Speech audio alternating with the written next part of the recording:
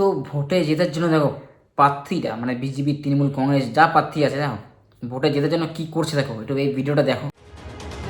প্রচারে বেরিয়ে কেউ রুটি সেঁকলেন, কেউ পাঁপড় ভাজলেন, কেউ আবার মনোনয়নপত্র জমা দেওয়ার আগে মাছ হাতে মিছিল করলেন, আবার কেউ জনসংযোগ সারলেন ঢাকের তালে পা মিলিয়ে। বুধবারও দেখা গেল প্রচার ও মনোনয়নপত্র জমা দেওয়ার এরকমই নানা রঙিন ছবি। ভোটের আগে বিজেপির গায়ে আমিষ বিরোধী তকমা লাগানোর চেষ্টা করছে তৃণমূল। এই আবহে বুধবার মনোনয়নপত্র জমা দেওয়ার আগে প্রথমে মন্দিরে পুজো দেন পশ্চিম বর্ধমানের পাণ্ডবেশ্বরের বিজেপি প্রার্থী জিতেন্দ্র তিওয়ারি। এরপর হাতে তুলে নেন বড় একটি কাতলা মাছ। মাছ হাতেই চলে প্রচার।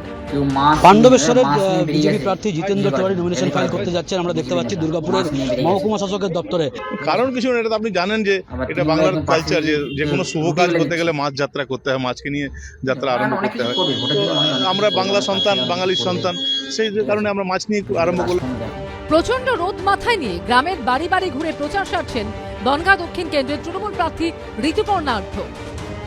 তারা খুবই ভালো মানুষ, খুবই ভালোবাসছে, আদর করে কাছে টেনে নিচ্ছে। যেহেতু আমি অনেক কনিষ্ঠ, তাই মানুষের আদর ভালোবাসা অবশ্যই পাচ্ছে।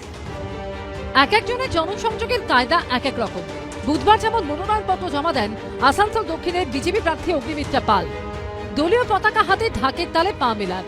হাওড়ার বালি বিধানসভা আসনে এবার তৃণমূলের প্রার্থী কৈলাস মিশ্র রামনবমী তলায় প্রচারে বেরিয়ে শটান রাস্তার ধারে খাবারের দোকানে ঢুকে পড়লেন তিনি। রাঁধুনির থেকে খুন্তি নিয়ে একের পর এক রুটি সেঁকলেন। ক্রেতাদের খাবার পরিবেশনও করতে দেখা গেল তাকে। সামনে ভোট, কোনো কাজেই আপত্তি নেই প্রার্থীদের। তবে সাধারণ মানুষের প্রশ্ন, ভোটের পরও বিধায়ককে এভাবেই পাওয়া যাবে তো? মনোজ বন্দ্যোপাধ্যায়, ভাস্কর ঘোষ ও কৌশিক গাতাইতের রিপোর্ট, এবিপি আনন্দ। তো তোমরা ভিডিওটা দেখলে, ভোটে জেতার জন্য প্রত্যেকটা পলিটিক্সের প্রার্থীরা কেউ পাঁপড় ভাজছে, কেউ রুটি বেলছে, কেউ মাছ হাতে নিয়ে বেরিয়ে গেছে রাস্তায়।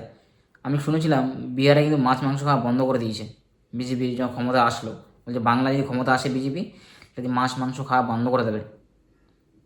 এখন যখন বিজেপি একটা নেতাকে বলেছে, কিন্তু এখন যদি আর বিজেপি নেতাদেরকে মাছ নিয়ে বেরিয়ে গেছে রাস্তায়, কারণ দেখাতে হবে না মাছ খাওয়া বন্ধ হয়নি, মাছ নিয়ে বেরিয়ে গেছে রাস্তায়, দাঁড়িয়ে মিটিং করছে, র্যালি করছে রাস্তায়, মাছ নিয়ে বেরিয়ে গেছে। আরেকজন বিজেপি নেত্রী যে নাচ করছে দেখি ঢাক বাজিয়ে। মানে ভোটের জন্য এরা কী করবে, মানে ভোট আসলে কিন্তু এরা অনেক কিছু করবে কিন্তু, বুঝেছো? কেউ রুটি বেলছে, কেউ পাঁপড় ভেজে দিচ্ছে। ভোট চলে গেলে এসে এদেরকে আর খুঁজে পাবেন না, এদেরকে খুঁজে পাওয়া যাবে না, কিন্তু ভোটের আগে কিন্তু অনেক কিছু পাওয়া যাবে খুঁজে। আর এদেরকে দিয়ে যত ঘরে কাজই থাকে ঘরে কাজও করে নেবেন, ঘরে কাজগুলো তারা হয়ে যাবে। এরা ভোট পাওয়ার জন্য অনেক কিছু করবে এরা। এখন তো ভোট তো দরকার, আমাদের জিততে হবে ভোটে, 26শে নির্বাচনে আমাদের জিততে হবে, তাই কিছু করতে হবে। তাই একটু পাঁপড় বেলে দিই, রুটি বেলে দিই। তবে মাছ নিয়ে বেরিয়ে গেছে একজন, দেখো বিজেপি নেতা, অনেক কিছু করবে এরা।